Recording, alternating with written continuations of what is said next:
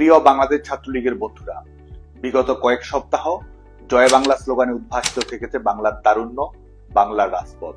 ফ্যাসিস্টের হুমকি, সীমাহীন দমনপীড়ন এবং অবৈধ সরকারের পেটোয়া বাহিনীর নিপীড়ন কোনো কিছুই দমাতে পারেনি আমাদের। ক্ষমতার জবরদখলকারীরা নয়, শেষ কথা বলবে বাংলাদেশের জনগণ। জয় বাংলার মিছিল যত জোরালো হচ্ছে, ততই ফুরিয়ে আসছে মহাজনের সরকারের মেয়াদ। ইতিমধ্যেই গ্রামে গঞ্জে, নগরে বন্দরে, মফস্বলে মেট্রোপলিটনে সবাই লিখে দিতে শুরু করেছে শেখ হাসিনাতেই আস্থা।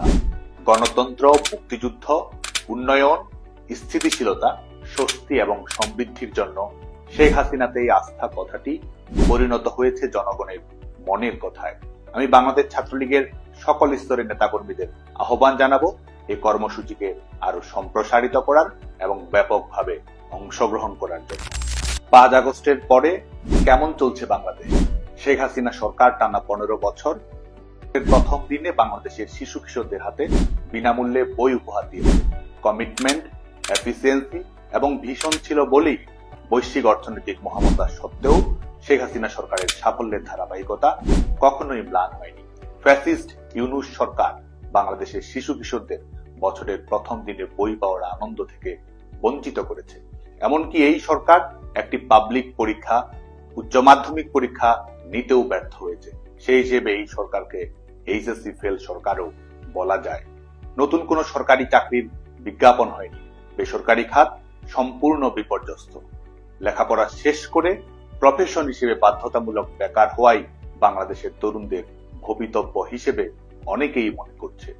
ছেলেমেয়েরা মেধাভিত্তিক, দক্ষতা ভিত্তিক, যোগ্যতা ভিত্তিক নিয়োগ প্রক্রিয়া চেয়েছে, অথচ 15 বছরে সবগুলো বিসিএস এর যতজন না শিক্ষার্থীকে ভেরিফিকেশনে বাদ দেওয়া হয়েছে, এক বিসিএস তার চেয়ে বেশি 2 শতাধিক শিক্ষার্থীকে, যারা সকল ধরনের পরীক্ষায় উত্তীর্ণ হয়েছে, এমনকি প্রশিক্ষণও হয়তো শেষ করেছে, তাদের নিয়োগ প্রক্রিয়া বাতিল করার প্রচেষ্টা চালাচ্ছে ফ্যাসিস্ট ইউনূস সরকার।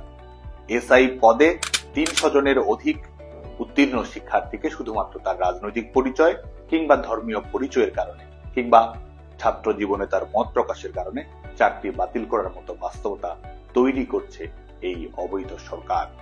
এসব কারণে তরুণ প্রজন্মের মধ্যে বাড়ছে ক্ষোভের চাপা আগুন। 6% অধিক প্রবৃদ্ধি থেকে 2024-25 অর্থ বছরের প্রথম প্রান্তিকে প্রবৃদ্ধি দাঁড়িয়েছে 1.81। সার্বিক মূল্যস্ফীতি দাঁড়িয়েছে 11.38। খাদ্য মূল্যস্ফীতি বৃদ্ধি পেয়ে দাঁড়িয়েছে 13.80-তে। নতুন করে কয়েক লাখ মানুষ বেকার হয়েছে এবং প্রায় 1 কোটি মানুষ দারিদ্র সীমার নিচে চলে যাওয়ার ঝুঁকিতে রয়েছে। বন্ধ হয়েছে সহস্রাধিক কলকারখানা, ছাঁটাই হয়েছে কয়েক লাখ শ্রমিক। শ্রমিক অসন্তোষ, ব্যাংক ঋণের উচ্চ সুদহার, এলসি সমস্যা, গ্যাস সংকট, নিরবচ্ছিন্ন বিদ্যুৎ না পাওয়ার কারণেই এসব ঘটছে বলে মনে করছেন খাত সংশ্লিষ্ট ব্যক্তিরা। বেসরকারি খাতের ব্যাংক ঋণের প্রবৃদ্ধি সর্বনিম্ন অবস্থায় দাঁড়িয়েছে। বিনিয়োগের কোনো পরিবেশই নেই।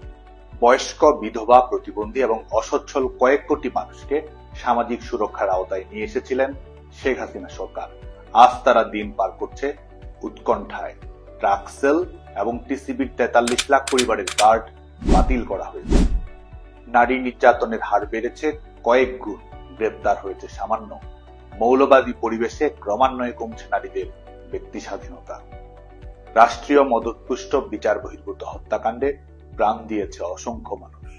অথচ দ্রব্যমূল্যের সীমাহীন ঊর্ধ্বগতি সত্ত্বেও কোন ধরনের বাজেট ঘোষণা ছাড়াই অর্থ বছরের মাঝখানে নিত্য প্রয়োজনীয় শতাধিক পণ্যের উপরে 15% ভ্যাট বাড়িয়েছে।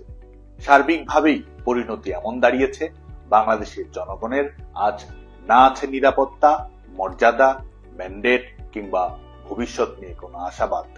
এসবের প্রতিবাদেই বছরের প্রথম দিনে বই না পাওয়া, কোটি কোটি শিশুর জন্য সারের সংকটে থাকা, কৃষকের জন্য অর্থনৈতিক বিপর্যয়ে চাকরি হারানো, যুবকের জন্য সামাজিক সুরক্ষা খাতের আওতায় থাকা কোটি কোটি নাগরিকের জন্য সন্ধ্যার পরে ভয়ার্ত পরিবেশে থাকা, নারীর জন্য সন্তান দুধে ভাতে থাকবে এই আশায় থাকা মায়ের জন্য বাংলার দেয়ালে দেয়ালে প্রতিবাদের উৎসবে আমরা লিখে দেব শেখ হাসিনাতেই আস্থা।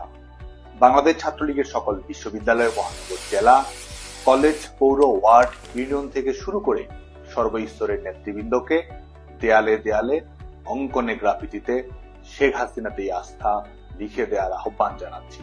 এ ক্যাম্পেইনের প্রকৃত যোদ্ধা আপনি। জয় বাংলা, জয় বঙ্গবন্ধু।